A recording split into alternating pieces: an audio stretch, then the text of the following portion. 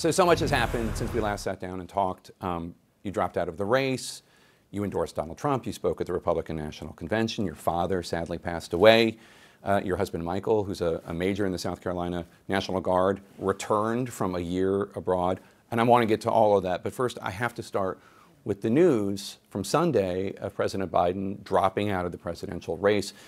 You have always been skeptical that he could last for another 4 years in office. Were you surprised? I wasn't surprised, and I didn't take happiness in it. I think through the whole campaign, I fought for mental competency tests. I wasn't doing it to be disrespectful. I wasn't doing it to be mean. I was doing it because I think it's not just Joe Biden. There is an issue that we have in D.C. where people will go into office and they won't let go. And then their staffers and their family keep propping them up. And it's a problem for the American people. And so I never thought he would make it to the election. I always said a vote for Joe Biden is a vote for Kamala Harris, and I think that's what's playing out. You also said, in addition to a vote for Joe Biden, well, you said a vote for Joe Biden is a vote for Kamala Harris. You also have said, if we nominate Donald Trump, I guarantee you we're going to have President Kamala Harris. And you've said, whichever party that retires its 80-year-old candidate first is going to be the one that wins the election. Do you still feel that way? I think that, look, the Democrats are very smart to put in a younger candidate. I think that that's what America has craved. But I think what you look at is they put in the weakest candidate they could put in. You look at the fact that Kamala, she had one job. That was to deal with illegal immigration and the border. She didn't do it. She was the most progressive senator that we had next to Bernie Sanders. You can see it playing out, whether it's the fact that she didn't show up at Bibi's speech yesterday, whether it's the fact that she pushed for all this government spending, whether it's the fact that when she was in California, the most liberal state, there was no tax she didn't propose. There was nothing that she didn't want to see.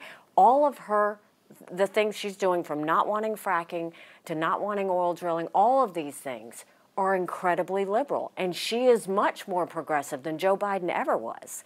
So the fact that they put in Kamala Harris, kudos for putting in someone younger. The fact that you put in one of the most liberal politicians you probably could have put in, it's going to be an issue. One of the things that Republican congressional leaders have had to tell their members is to not attack her on the basis of her gender or her race, to go after her on policy issues, as you just did.